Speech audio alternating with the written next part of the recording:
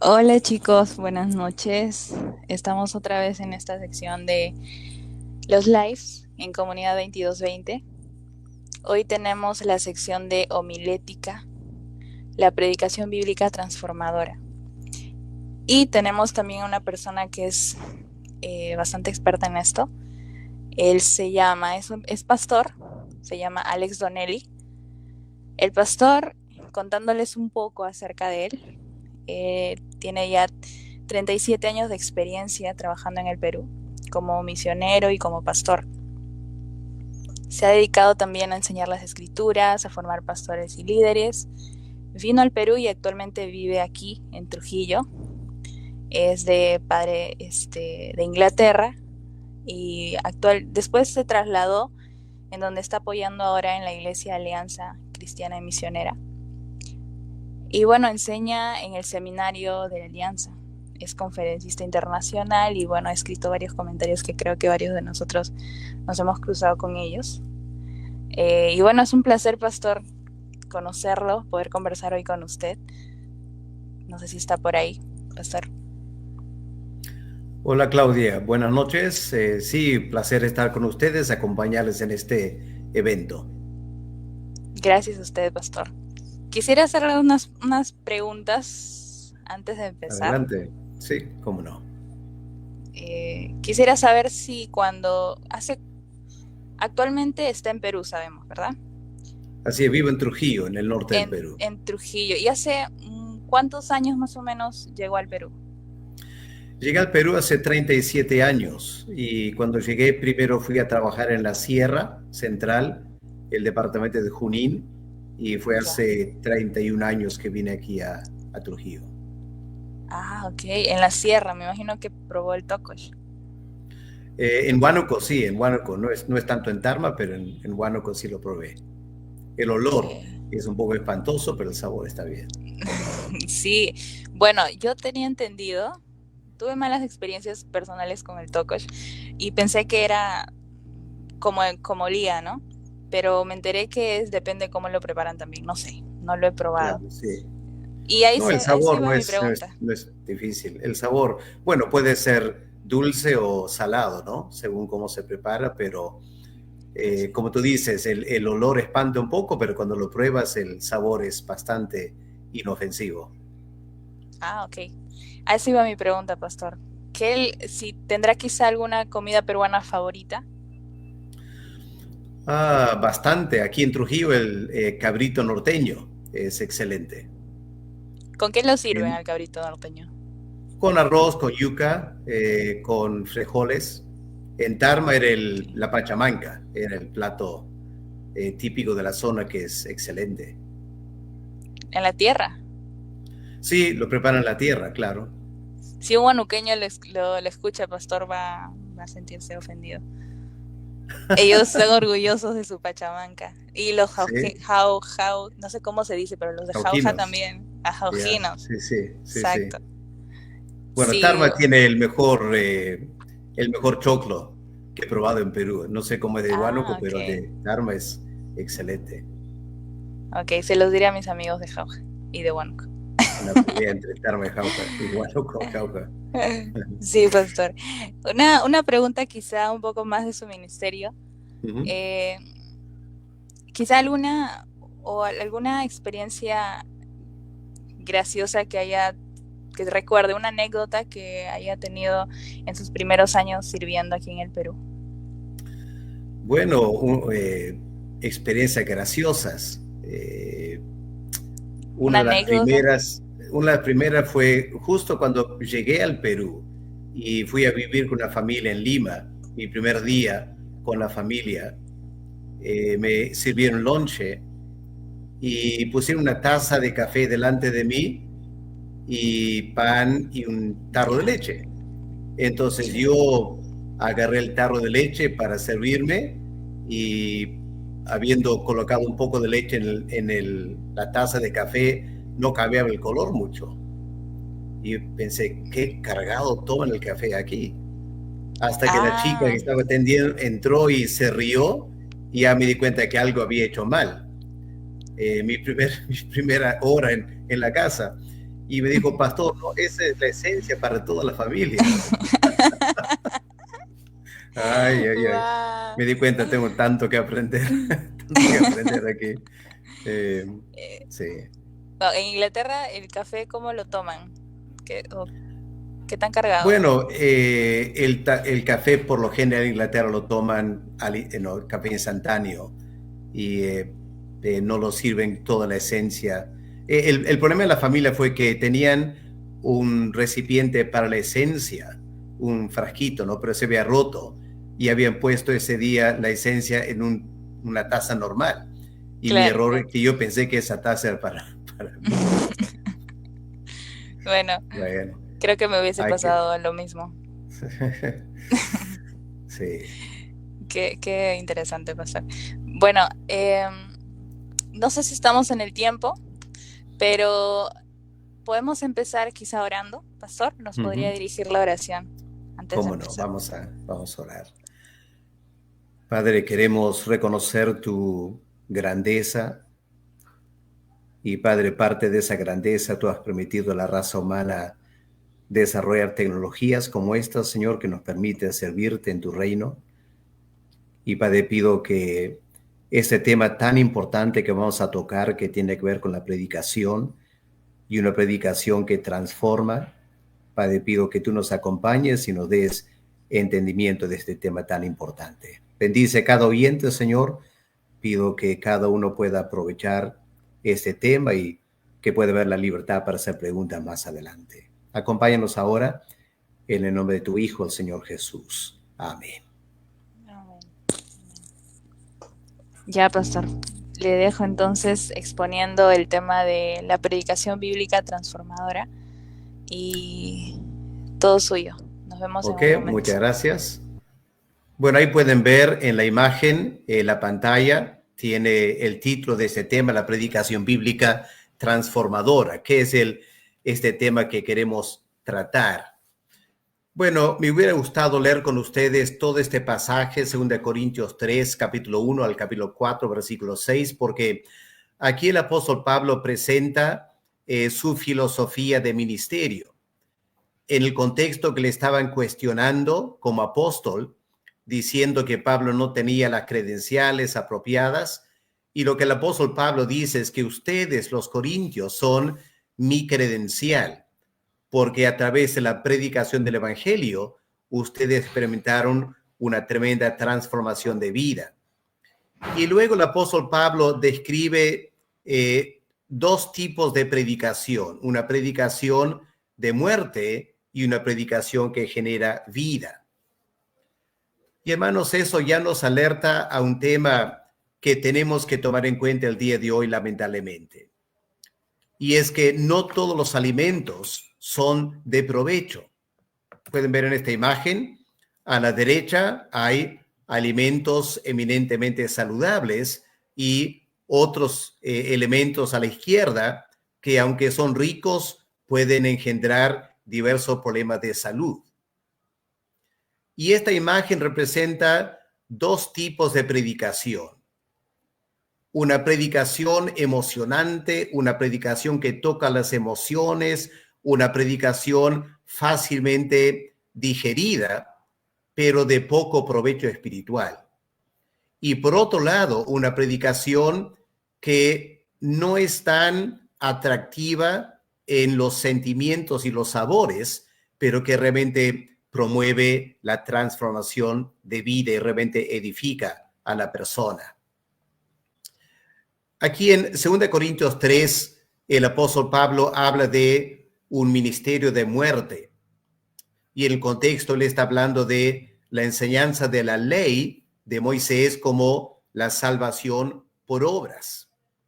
Y Pablo dice, esa clase de predicación realmente no es de provecho porque no va a transformar sus vidas. Pero hay otra clase de predicación que es una predicación de vida que realmente transforma a la persona.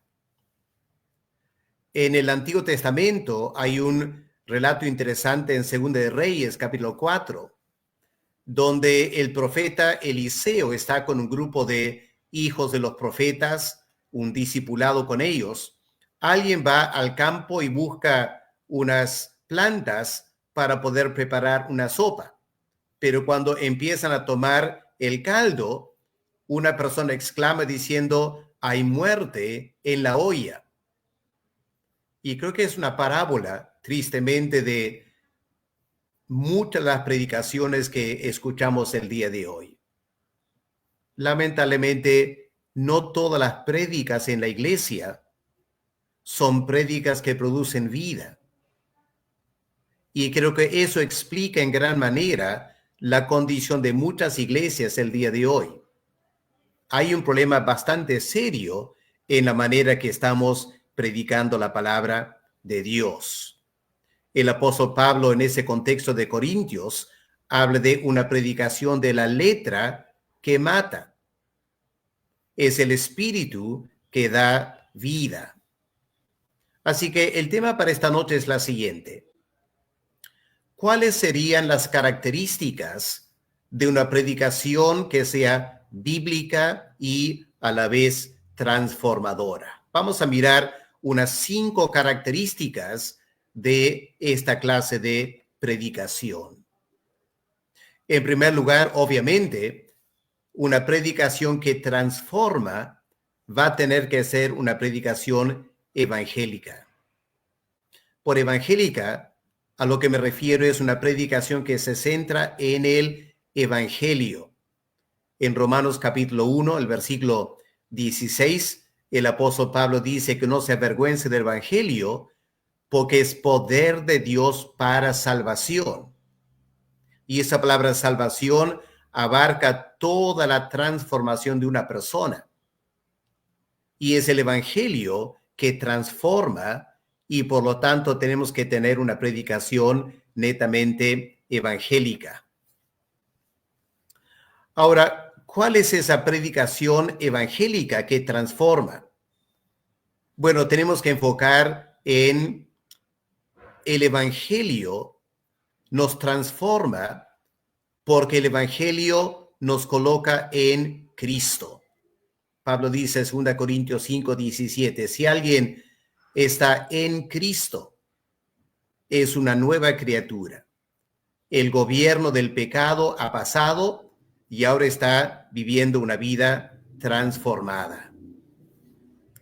Ahora, el apóstol Pablo en la carta a los Filipenses, él explica que hay 2 tipos de justicia que podemos tener delante de Dios. En primer lugar, una justicia que es propia, es decir, una justicia que yo hago por mí mismo, que viene por la ley. Luego hay una justicia que es de Dios, una justicia que viene por fe en el Señor Jesucristo. Claramente, la primera no funciona porque a pesar de todo el esfuerzo que podemos hacer, nunca somos capaces de guardar toda la ley. Y por lo tanto, si predicamos un evangelio entre comillas que tiene que ver con hacer ciertas obras, esa prédica nunca va a transformar la vida de alguien. La persona quedará tal como está tratando de hacer un esfuerzo para cambiar y va a encontrar que no puede hacerlo. La prédica que transforma es la prédica que nos hace pensar en la justicia que Dios nos da en Cristo. Y eso es el camino a la transformación de vida. Porque, como Martín Lutero descubrió, la única justicia que nos salva es la justicia que Dios nos da a través del evangelio de la muerte y resurrección del Señor Jesús. Como quizás sabemos, Martín Lutero era un monje alemán y él en una tormenta eléctrica casi murió y terminó tan asustado porque él sabía que por su comportamiento él estaba rumbo al infierno. Eso empezó en Martín Lutero una búsqueda por una transformación de vida. Y Martín Lutero trató y trató y trató de cambiar con su esfuerzo personal, guardando todas las tradiciones católicas, cumpliendo con todo lo que se le mandaba hacer, y se frustró porque no podía cambiar. Fue estudiando la carta de Pablo a los Romanos, que entendió lo que es el Evangelio. Y en ese encuentro con el Señor Jesús, la vida de Martín Lutero fue transformada por completo y él empezó la reforma de la iglesia protestante. Y hermanos, a veces sin darnos cuenta, muchos pastores terminan predicando una justicia por obras. Aquí pueden ver la parábola del buen samaritano, ¿no es cierto? ¿Se acuerdan? Tendrían que leer quizás en Lucas capítulo 10. Esa parábola surge porque un hombre preguntó al Señor, Señor, ¿qué debo hacer para heredar la vida eterna? Ahora, ante esa pregunta, ¿qué debo hacer para heredar la vida eterna? La respuesta evangélica es la que Pablo da al carcelero en Filipos: cree en el Señor Jesucristo y serás salvo. Cree y serás salvo. Pero el Señor en Lucas 10 le sigue la corriente al hombre que está preguntando por qué era un judío. Y la pregunta, ¿qué debo hacer para heredar la vida eterna?, le indicó al Señor Jesús que este hombre estaba confiando en sí mismo.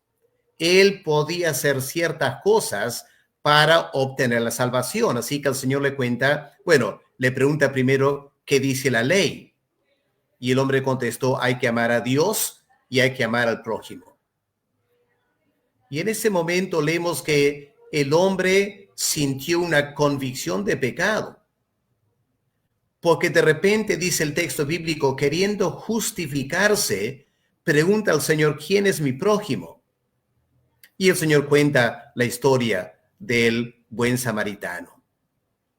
Y como conocerán, primero pasa un levita, luego pasa un sacerdote, pasan de largo, y el que atiende a ese judío lastimado fue un samaritano.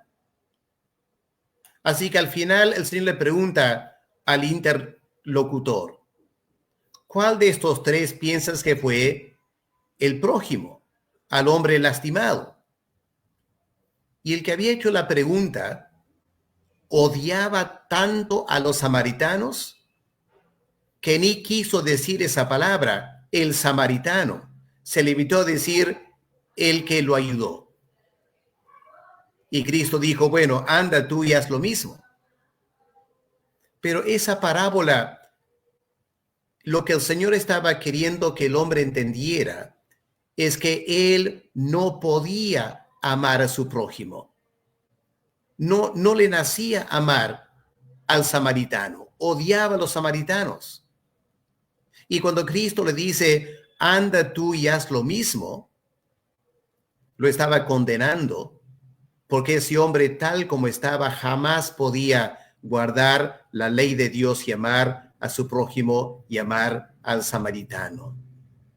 Y el Señor enseña esta parábola capciosa, pero temo que tantos predicadores hoy en día, evangélicos, cuando predican esta parábola, dan la impresión a los oyentes que si tan solo eres un buen samaritano, tratas bien a tu prójimo, serás salvo. Y esa predicación, lejos de transformar a la persona, la deja en su pecado. Otro ejemplo podría ser cómo el Señor Jesús trató al joven rico. El joven rico también vino preguntando, Señor, ¿qué debo hacer para tener la vida eterna? Y Cristo al final le dice, vende todo lo que tienes y tendrás la vida eterna. ¿Y el joven qué hizo? ¿Era capaz de hacerlo? No. Se fue porque amaba más las riquezas que la vida eterna. Y Cristo aprovechó a decir cuán difícil es que un hombre rico entre al reino de los cielos. Y los apóstoles, como judíos sorprendidos, dijeron, Señor, entonces, ¿quién podrá ser salvo? Y Cristo dice, lo que para los hombres es imposible, para Dios es posible. Y estos dos incidentes nos muestran a nosotros hoy en día el grave peligro en muchas iglesias en la actualidad de predicar un mensaje que deja a las personas pensando que si tan solo hacen un esfuerzo y hacen ciertas cosas, ellos van a tener la salvación. Y no están predicando el verdadero evangelio. Y por eso Dios muchas veces no honra la predicación. Y hay pocas conversiones, porque realmente no se está predicando el evangelio. Así que lo que el evangelio nos enseña es que solo Dios puede justificar al pecador. Y al justificar al pecador, Dios transforma al pecador. Y esta es la clase de predicación que va a transformar a las personas. Y en Romanos tenemos un ejemplo de eso. En los primeros 3 capítulos de Romanos, Pablo expone la condición humana y termina con la conclusión, no hay justo ni aún uno. Y luego Pablo presenta el evangelio de que solo Dios puede transformar la vida de una persona. Y en 2 Corintios 4, del 1 al 6, el apóstol Pablo detalla la manera en la cual, cuando predicamos el verdadero evangelio, Dios se encarga de abrir los ojos espirituales y transformar la vida de la persona. Así que aquí tenemos el primer punto para enfatizar esta noche. La prédica que transforma es una prédica del verdadero evangelio.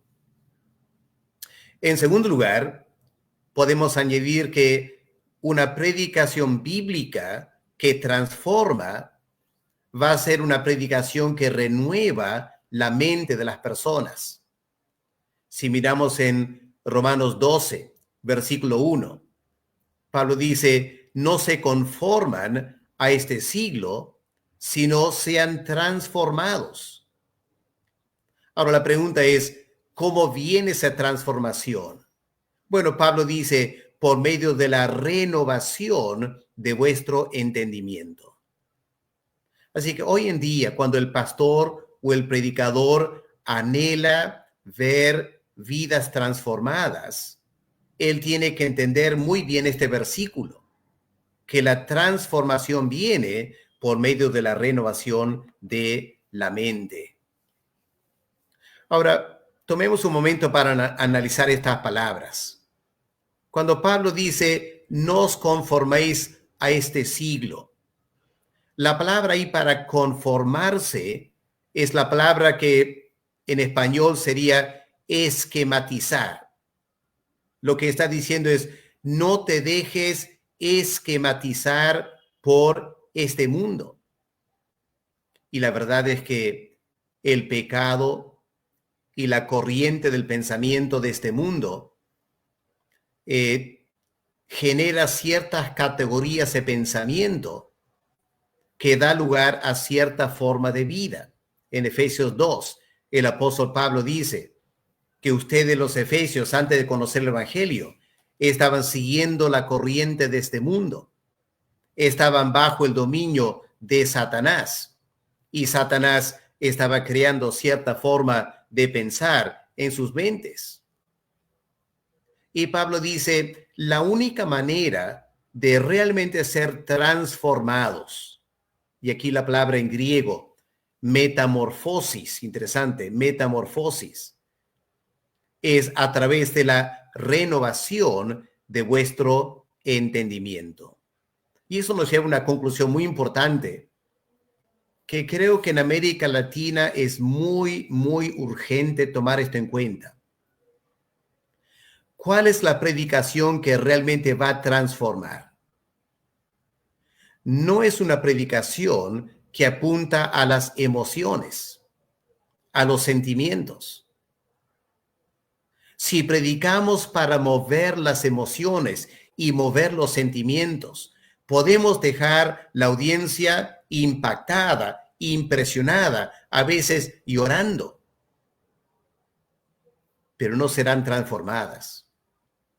Dentro de 1 o 2 horas, esas emociones habrán pasado y la persona sigue viviendo exactamente como vivía antes.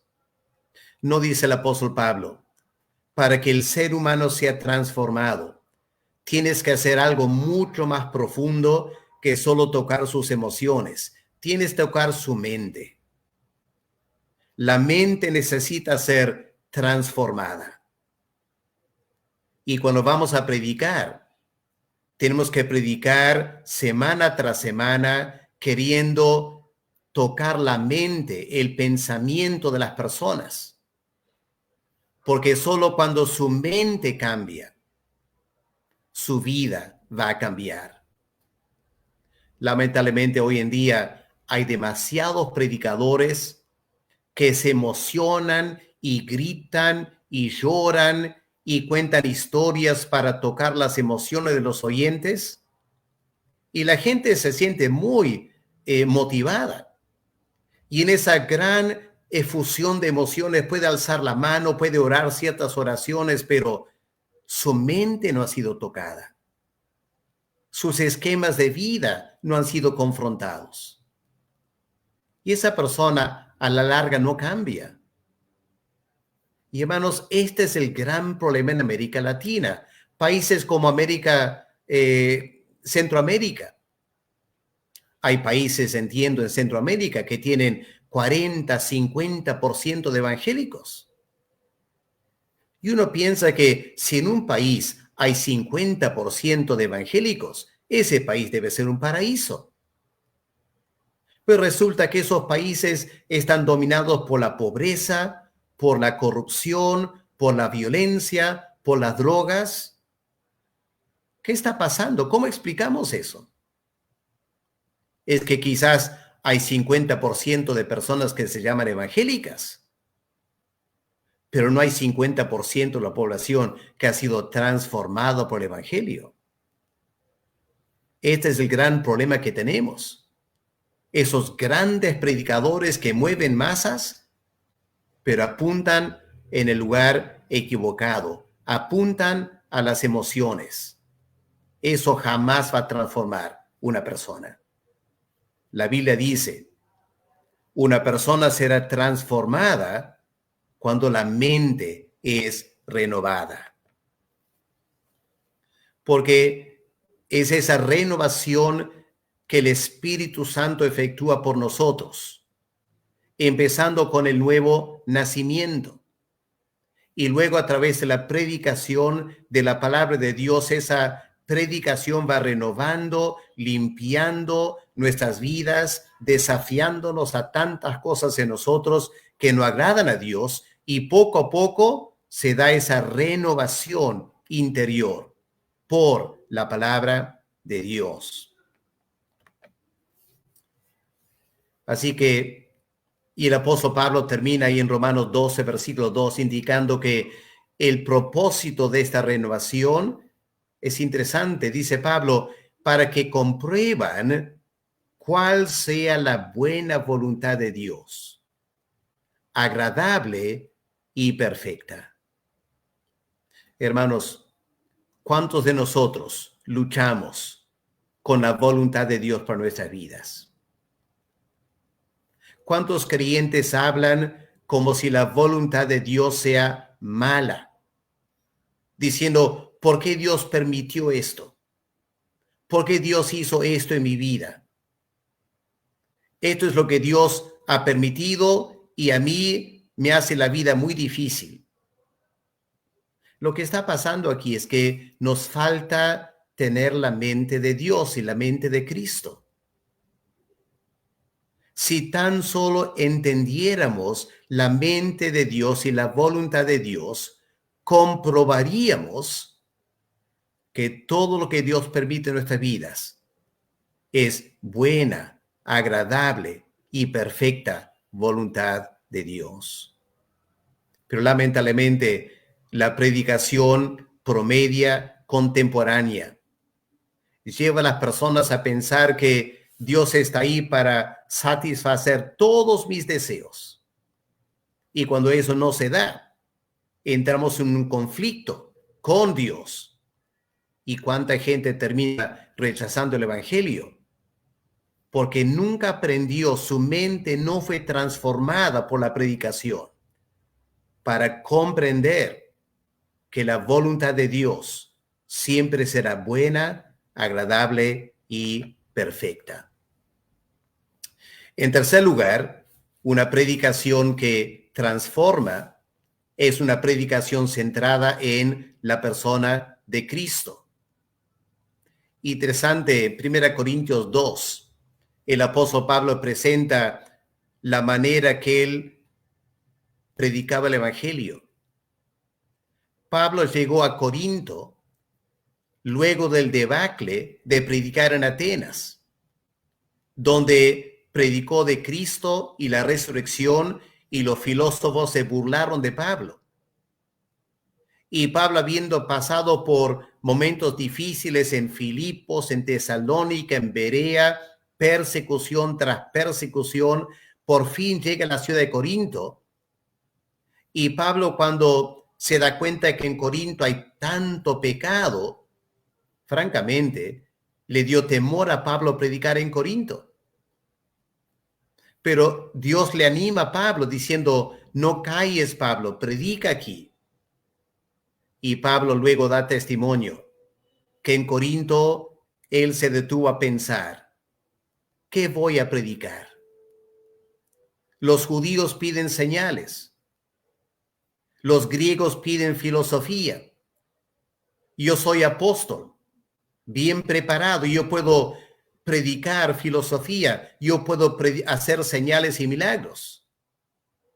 Pero no, dice Pablo, me propuse no saber entre ustedes ninguna cosa otra que Cristo y Cristo crucificado. ¿Por qué? Porque Pablo sabía que solo el mensaje de Cristo es capaz de transformar a las personas. En Juan 8, el versículo 44, el Señor acusa a los fariseos de ser hijos espirituales de Satanás. ¿Por qué? Porque mentían, porque lo querían matar. La verdad, hermanos, es que nuestra sociedad hoy en día es una sociedad marcada por la imagen del diablo. ¿No es cierto? El Perú, cuando miramos las noticias, todo el tiempo es corrupción, mentira, engaño, odio, muerte. Esa es la imagen de Satanás. Él ha impreso su imagen en nuestra sociedad y causa un desastre a la gente que vive hoy en día. ¿Cuál es la meta de Dios? Es transformarnos a la imagen de su Hijo. Romanos 8, versículo 29. El propósito de Dios el Padre en la salvación es tomar este evangelio y transformar hombres y mujeres que viven una vida satánica, diabólica, en hombres y mujeres que tengan la imagen de Cristo. Y Cristo es la imagen de Dios el Padre. En otras palabras, a través del evangelio, lo que Dios está queriendo hacer es deshacer todas las obras de Satanás y recrearnos otra vez a su imagen y semejanza. Esa es la meta de Dios a través del evangelio. Y por eso la prédica tiene que ser cristocéntrica. Tenemos que mostrar a los oyentes quién es Cristo, para que entiendan a dónde Dios nos quiere llevar en la salvación. En 2 Corintios, capítulo 3, el versículo 18, hay un versículo fundamental para nosotros, donde Pablo dice: por tanto, nosotros todos, mirando a cara descubierta como un espejo la gloria del Señor. ¿Qué va a pasar? Dice Pablo. Bueno, cuando miramos esa gloria del Señor, vamos a ser transformados de gloria en la misma imagen, como por el Espíritu del Señor. Este versículo, hermanos, es fundamental para la predicación. Nos indica que el predicador, cuando predica de la Biblia, tiene que apuntar a Cristo. La Biblia es este espejo que nos muestra la gloria del Señor. Así que la tarea del predicador es domingo tras domingo, usando textos del Antiguo Testamento, textos del Nuevo Testamento, es presentar a la iglesia con Cristo, la gloria de Cristo. Lamentablemente, y les invito a ustedes a reflexionar, las prédicas que ustedes escuchan en la iglesia, pregunto, ¿son realmente cristocéntricas? ¿Están realmente presentando a la iglesia la gloria de la persona de Cristo? ¿Cómo esperamos que las personas cambien si no estamos predicando como el apóstol Pablo indica aquí que debemos predicar? Así que no es suficiente simplemente predicar de la Biblia. Yo estoy convencido que tenemos que predicar expositivamente, tenemos que exponer el texto bíblico. Pero si exponemos el texto bíblico sin procurar ser cristocéntrico y presentar a Cristo, entonces no vamos a ver tanta transformación en sus vidas. Porque la clase de prédica que el Espíritu Santo va a usar es una prédica que honra y glorifica al Señor Jesús. El Señor Jesús mismo dijo, ¿no es cierto? Cuando el Espíritu Santo venga, Él me glorificará a mí. Les harás recordar todas las cosas que yo les he dicho. Así que, hermanos, si queremos que el Espíritu Santo honre la predicación de la palabra, esa prédica tiene que ser cristocéntrica. Y cuando el Espíritu Santo ve que el pastor está predicando en forma cristocéntrica, mostrando a la iglesia algo de la gloria y el poder de Cristo y su salvación, ese es el contexto en cual el Espíritu Santo obrará poco a poco para lograr esta transformación, para que las personas pecadores o creyentes seamos conformados a la imagen del mismo Señor Jesucristo. Eso nos lleva al cuarto punto. Para que una prédica realmente transforme a las personas, tendrá que ser una predicación ungida por el Espíritu Santo. ¿Se acuerdan cuando Pablo fue a Tesalónica a predicar? Pablo dijo, hermanos, cuando yo estuve aquí predicando, yo prediqué no solo con palabra, sino con el poder del Espíritu Santo. Y fue porque Pablo predicó con esa unción del Espíritu Santo que Pablo dice en 1 Tesalonicenses capítulo 1, que esas personas que habían sido idólatras dejaron la idolatría, ahora empezaron a adorar al Dios vivo y verdadero y esperar al Señor Jesús y la segunda venida, y por mientras iban predicando el evangelio. Y cuando Pablo quería un apoyo económico para Jerusalén, esas iglesias de Tesalónica dispuestas a apoyar al apóstol Pablo. qué hermoso ejemplo de una ciudad, hombres y mujeres transformados, porque Pablo predicaba con la unción del Espíritu Santo. Lamentablemente hoy en día hay muchas personas que, siguiendo ese esquema del buen samaritano o pensando en lo que Cristo dijo al joven rico, ¿qué están haciendo muchas personas? Lamentablemente, aún en nuestras iglesias evangélicas, están tratando de cambiar sus vidas por sus propios esfuerzos. Están tratando de mentalizarse, sabiendo que hay cosas en su vida que no están bien. Y están haciendo un tremendo esfuerzo por cambiar. A veces hasta ayunan, hacen vigilias, queriendo cambiar sus vidas. Hermano, eso no es el plan de Dios. El plan de Dios no es que yo me transforme a mí mismo. Dios sabe que no podemos hacerlo. El plan de Dios es que Él me va a transformar por el poder del Espíritu Santo. Lo que yo necesito como creyente es contemplar la gloria de Cristo, ver cómo Él era, cómo Él vivía. Y en la medida que yo estoy contemplando la gloria de Cristo, el Espíritu Santo se encargará de hacer dos cosas. En primer lugar, me dará el deseo de ser semejante a Cristo. Y en segundo lugar, Él empezará a obrar en mi interior para generar esa imagen de Cristo, el fruto del Espíritu Santo en mi vida.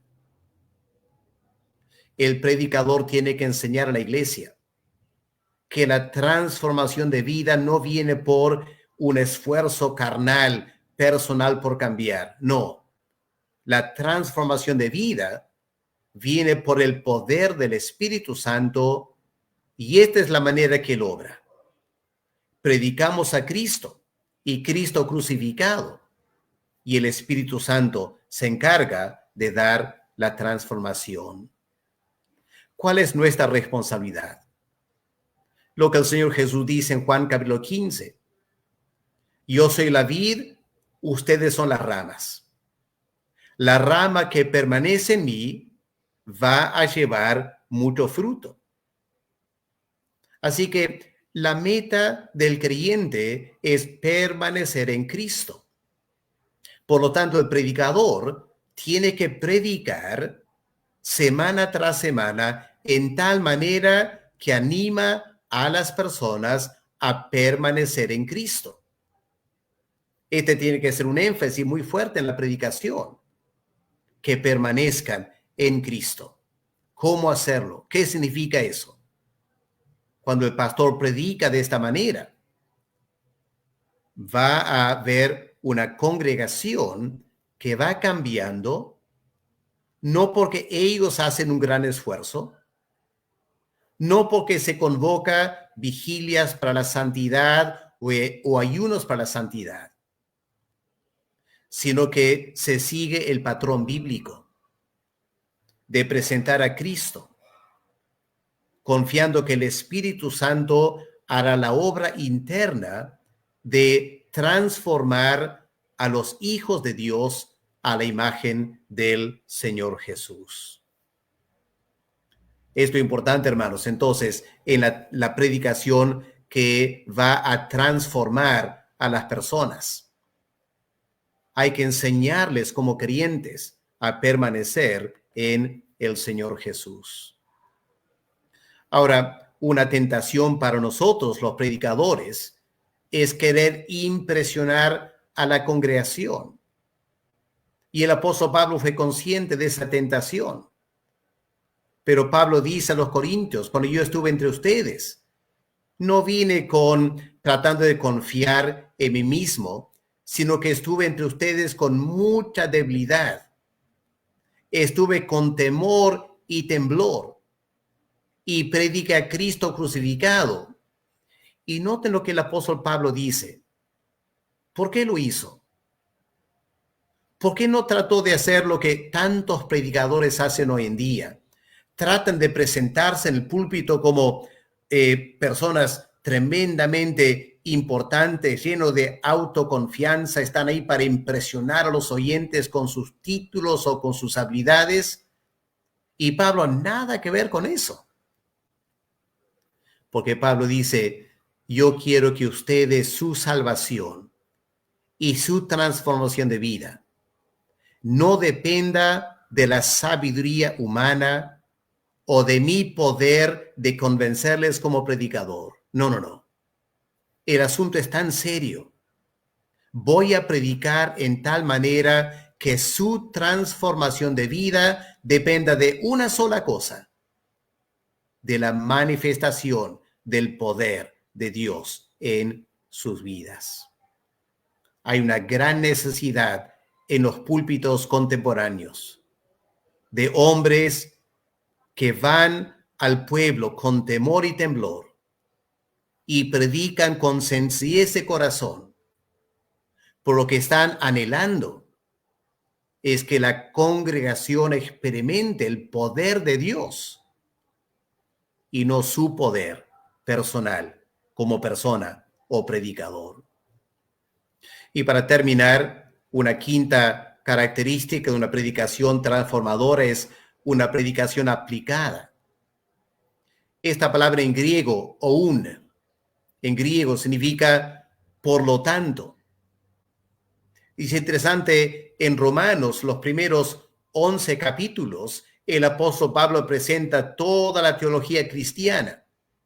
Y luego Pablo dice, oun, por lo tanto, a la luz de toda esta teología, tiene que vivir así, así, así. Empieza a aplicar el mensaje a la vida del creyente, su vida personal, su vida en la iglesia, su vida pública. Aplica del capítulo 12 de Romanos en adelante. Tenemos lo mismo en Efesios. Los primeros 3 capítulos de Efesios, doctrina, teología. Y en capítulo 4, esta palabra, oun. Así que, por lo tanto, y empieza a aplicar detalladamente 3 capítulos de aplicación. Igual en Colosenses, 2 capítulos de doctrina, 2 capítulos de aplicación. ¿Qué nos enseña eso? Que es muy importante aplicar la prédica a la iglesia. Ahora, acabo de enfatizar que es Dios quien hace la transformación, pero el predicador tiene la responsabilidad de aplicar la palabra a la vida de los oyentes. La pregunta es, ¿cómo puede aplicarlo? Bueno, para aplicar, el predicador necesita conocer a la congregación. Y para conocer bien a la congregación, tiene que visitar la congregación. Tiene que dedicarse a la tarea de la consejería pastoral. Y en la medida que el pastor aconseja, visita, conoce a las ovejas, va a saber sus debilidades, va a saber qué cosas luchan. Y domingo tras domingo va a poder aplicar en forma apropiada el mensaje bajo la dirección del Espíritu Santo. Así que al terminar esta exposición esta noche, queda claro que predicar para lograr una transformación de vida es algo exigente. Demandará mucho tiempo en la preparación. Pero esta es la clase de predicación que va a transformar a los oyentes en hombres y mujeres creados a la imagen de Dios. Así que no sé cuántos de ustedes que están escuchando son personas que predican. Algunos sí, muchos quizás no. Pero aun si tú no eres una persona que predicas, podemos orar por los pastores. Que Dios a lo largo y ancho de América Latina levante hombres con estas convicciones de predicar de esta manera para que Dios pueda transformar no solo vida a las personas, sino la sociedad entera de América Latina que está urgente necesidad de ser transformada. Hasta ahí mi participación. Voy a terminar ahí para poder dar paso a Claudia y de repente algunas preguntas para conversar antes de terminar esta noche. Dios le bendiga. Gracias, pastor. Muchas gracias. No tenemos todavía, no sé si tenemos preguntas, pero yo quisiera hacer una ahora. Usted habló de los 2, 4, 5 puntos, ¿verdad? Uh-huh. La última es la aplicación. Yeah. Y a mí me parece, me parece en mi experiencia de escuchar prédicas a los pastores, por lo menos aquí en Latinoamérica, que la más difícil de encontrar es la aplicación. No sé usted qué comentaría en ese tema. El problema, te confieso, es que por lo general, cuando se enseña homilética en los seminarios, se da muy poco tiempo a la aplicación. Y en segundo lugar, los pastores a veces están tan ocupados que no tienen mucho tiempo para preparar el sermón. Yeah. Y el tiempo que dan a la exégesis, a la hermenéutica, se lleva todo el tiempo y al final no dan tiempo para sentarse, mirar a la prédica y preguntarse delante del Señor, Señor, ¿cómo aplico esto a la iglesia? Y como no hay ese tiempo dado a eso, la aplicación al final o no hay o es muy pobre. Es un problema de falta de preparación del sermón para aplicar. Claro. Y hemos también visto, ¿no?, está que lo de lo que... Sí, la carta de Pablo, él daba la mitad de la carta a la aplicación. Como si predicas sí. 40 minutos, 20 minutos que sea aplicación para ser apostólico. Wow. Wow. Si no había visto ese aspecto de los ejemplos que dio al final de las cartas de Pablo, en las que primero hace una explicación teórica, se podría decir, del Evangelio, y luego la aplica en el por lo tanto, ¿no? Sí, en el por lo tanto es tan importante. Y también algo que que usted mencionó al inicio, es sobre la moralización que se hace en lugar de llevarnos a Cristo. Quizás se empieza a elogiar lo que pudieron hacer las personas en ese momento. Un ejemplo, no sé, se me viene a la mente sobre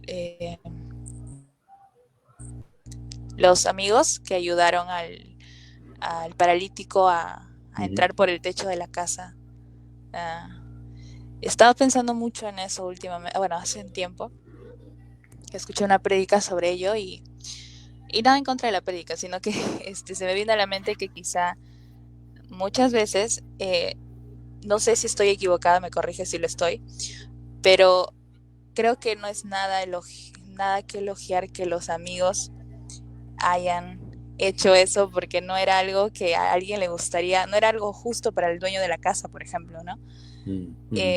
Y a pesar de que ellos actuaron con fe, creyendo en que Jesús probablemente les iba a sanar, y sabemos que la fe viene solamente del Señor, entonces ellos, habiendo sido en ellos depositada una fe de que Jesús podía salvar a su amigo, ellos actuaron de una manera equivocada, según lo que yo puedo entender ahí, pero a pesar de ello, Jesús sanó a la persona.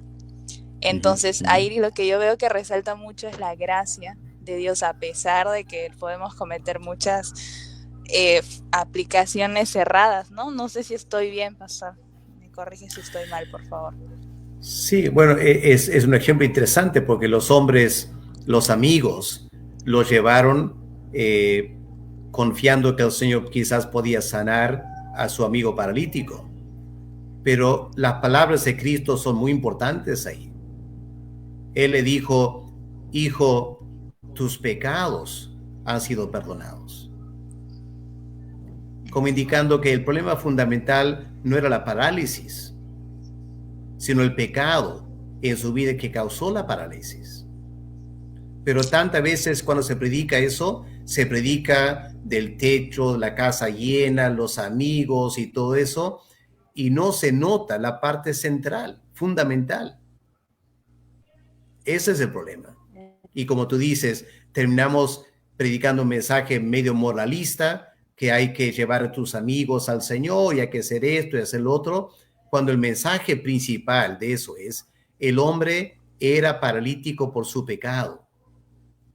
Lo que él necesitaba no era una sanidad física, lo que él necesitaba era una sanidad espiritual. Cuando Cristo sana espiritualmente, la sanidad física viene como añadidura, pero no es lo importante. Entonces, hay tanto que tener cuidado cuando predicamos, ¿no? El gran problema es que no estamos preparándonos bien para predicar, no manejamos bien el texto bíblico y el resultado es terminamos predicando, como dice el apóstol Pablo, la letra, y es una prédica que mata y no el espíritu que da vida. Y ahí está el gran reto para el predicador. Sí, es cierto eso. Ahí tenemos una pregunta, yo también tengo una, si da tiempo se la doy. Dice Frank Giancarlo: estimado pastor Alex, he visto que los pastores de la actualidad buscan cumplir con metas, cantidad de personas que hicieron su decisión. Ya parece una fábrica o una empresa. ¿Cuál es nuestro rol como parte del cuerpo de la iglesia frente a estas circunstancias?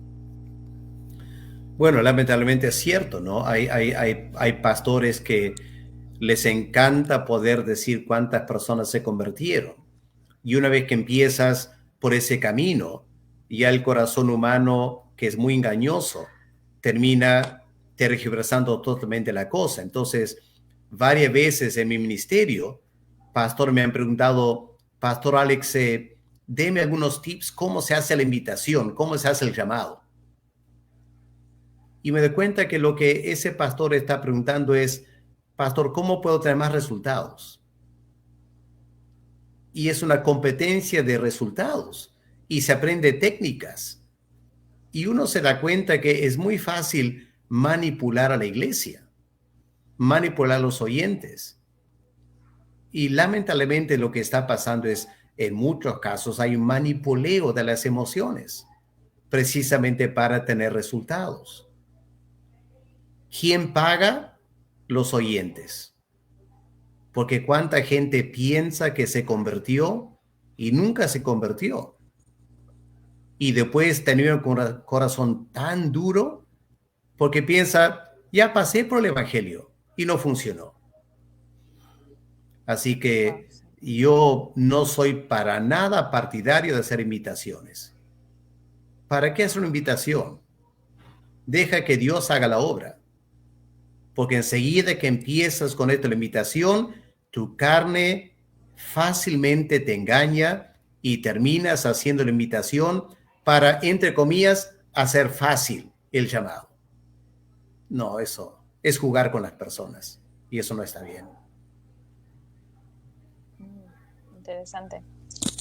Me dicen también otra pregunta: ¿por qué hoy en día los predicadores se enfocan tanto en las emociones y no enfocarse en el pensamiento?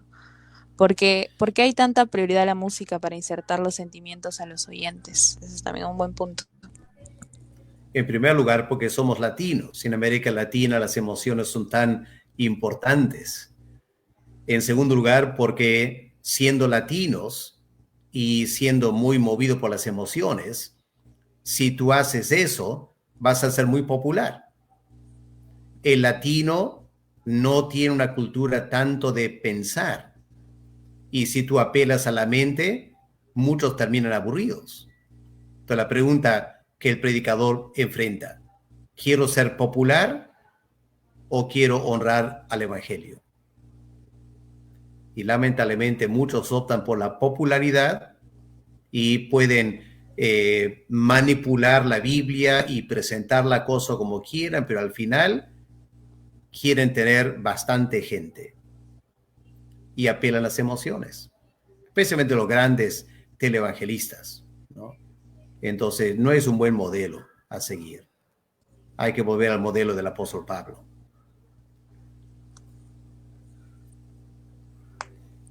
Dice, pregunta de la comunidad 2220, si las emociones influyen en la predicación, ¿sería una mala prédica? ¿Qué pregunta?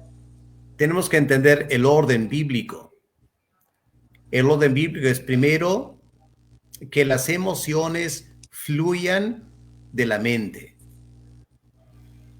Que tengas una mente tan impactada por la gloria de Dios o el sacrificio de Cristo, que esos conceptos mentales afecten tu corazón. Es el orden bíblico. Apuntas a la mente y la mente genera emociones cuando esa mente está siendo obrada por el Espíritu Santo. Pero si inviertes el orden y apuntas a las emociones, pensando que si mueves las emociones van a cambiar la mente, eso no funciona. No funciona. La gente se va muy movida y 2 horas después todas las emociones bajaron y su mente no ha sido para nada afectada. Así que ese es el orden. Primero apunta a la mente, pide que Dios impacte la mente, cambie el pensamiento de la persona. Y ese cambio mental va a producir emociones espirituales. ¿Ya? Lo que queremos son emociones espirituales, no emociones carnales. Pero lamentablemente es muy fácil en el púlpito producir emociones carnales que son pasajeras, que no transforman a la persona, pero hace que la gente quiera volver el otro domingo para otro baño de emociones, ¿no? Y la música contribuye a eso, y por eso ahora cuando están orando quieren música suave para que las emociones sean afectadas. Todo es un manipuleo de las emociones, ¿ok? Y eso temo que no honra al Señor Jesús o al Evangelio de nuestro Dios.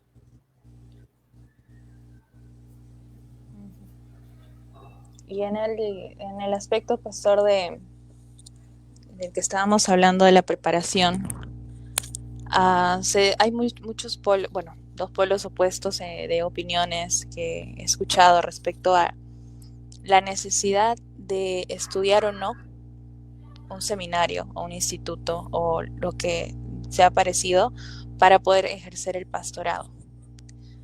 Y es una pregunta que me llegó también. ¿Qué piensa usted, qué entiende usted eso en la palabra y conforme a su experiencia también? Bueno, creo que la preparación para el 90% de las personas va a ser fundamental, ¿no? El Señor Jesús, Él llamó a 12 personas, invirtió 3 años en su preparación. Ahora, el apóstol Pablo no pasó por esa experiencia. Así que hay personas que pueden ser autodidactas, pero siempre van a ser la minoría. ¿Ya? La gran mayoría de nosotros necesitamos la disciplina de estudiar y formarnos bíblica y teológicamente. Creo que hay muy pocos en América Latina que podrían, con su disciplina personal, usando libros en su casa, leer y formarse bien bíblica y teológicamente. Y la idea que no necesitas eso porque el Espíritu Santo te va a dar todo lo que tú necesitas, es bastante obvio que no funciona. ¿Ya? No es una falta de respeto al Espíritu Santo, es simplemente la realidad de cómo Dios obra. Recordemos lo que dijo el Señor Jesús. Cuando el Espíritu Santo venga, Él les hará recordar. No tenés recordar lo que aprendieron. El Espíritu Santo no vino para enseñarles todo, era para hacerles recordar. Así que primero hay que aprender y el Espíritu Santo nos acompaña para recordar. Me acuerdo una vez estuve por el norte del Perú enseñando a un grupo de pastores pentecostales y yo sabía cuál era su formación y me dieron a entender que como pentecostales no necesitaban preparación porque el Espíritu Santo venía sobre ellos, le daba todo el entendimiento. Yo dije, bueno, una pregunta para ustedes. Estamos estudiando la vida de Abraham. Le pregunté, ¿dónde queda el monte Moría? Donde Dios le pidió a Abraham sacrificar a Isaac. ¿Dónde queda el monte Moría? Y no sabían. Y pero hermanos, ¿no tiene el Espíritu Santo? ¿No les puede revelar ahora, sin más, dónde quedó el monte Moría? Y no sabían. Y porque el Espíritu Santo no te va a soplar lo que tú comprando un diccionario bíblico puedes aprender. El Espíritu Santo no viene para hacernos ociosos. Él viene para motivarnos a estudiar. Entonces, para poder predicar bien, tenemos que tener una enorme cantidad de información de la Biblia, de la teología, de muchas cosas. Y para eso, la mayoría de nosotros necesitamos estudiar en un seminario para tener esa formación apropiada para servir al Señor. Muchas gracias, pastor. Estoy revisando si hay alguna otra pregunta. Ok.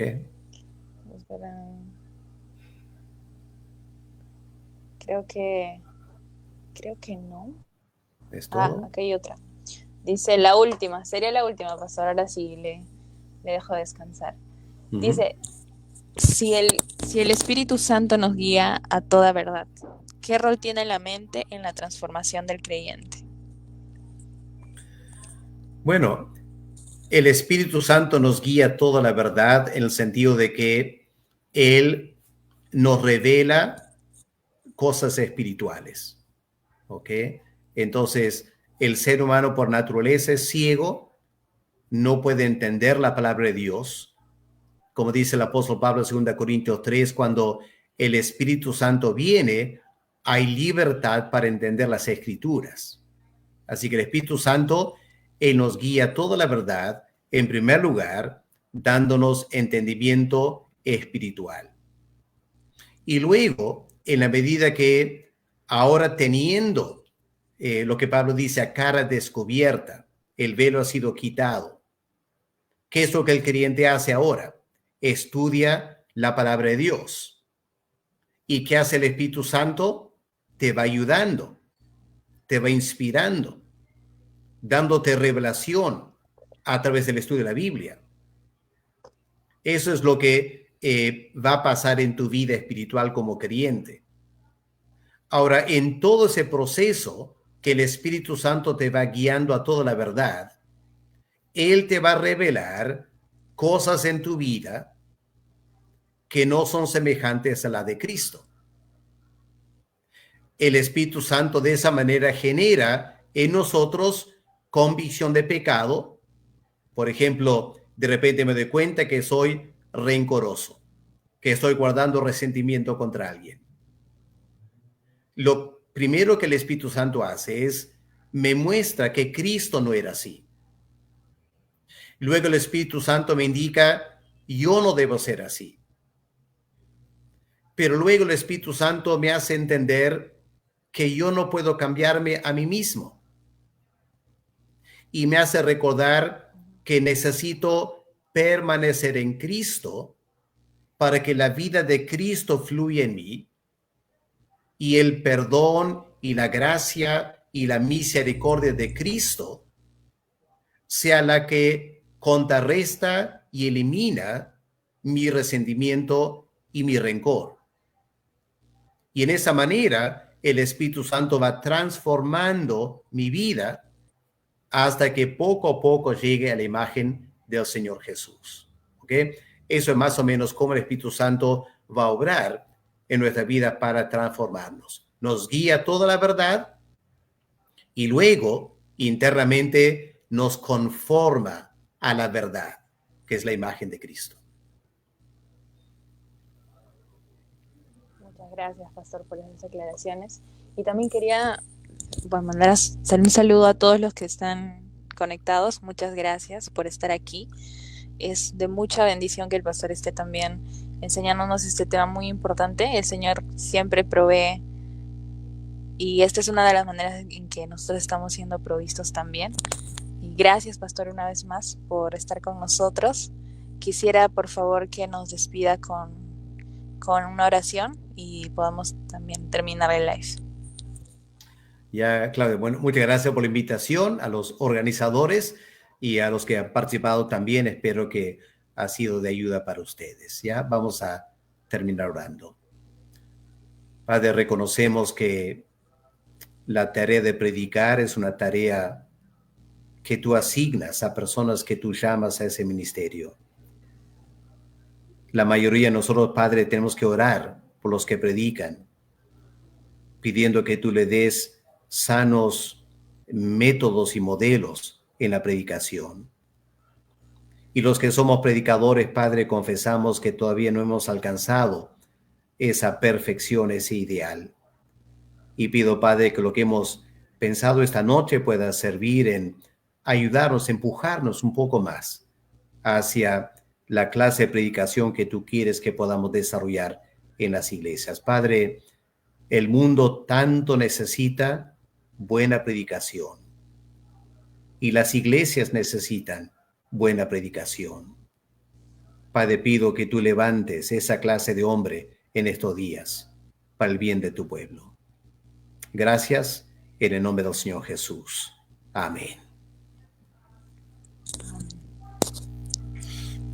Antes de terminar, no sé si ya me sacaron del en vivo, pero quería resaltar, usted dijo algo muy importante en la oración, y es que quizá muchos de nuestros corazones, de los corazones que estén ahí detrás de las pantallas, quieran tender a empezar a juzgar a sus pastores y empezar a enojarse y querer cambiarse de iglesia, no sé.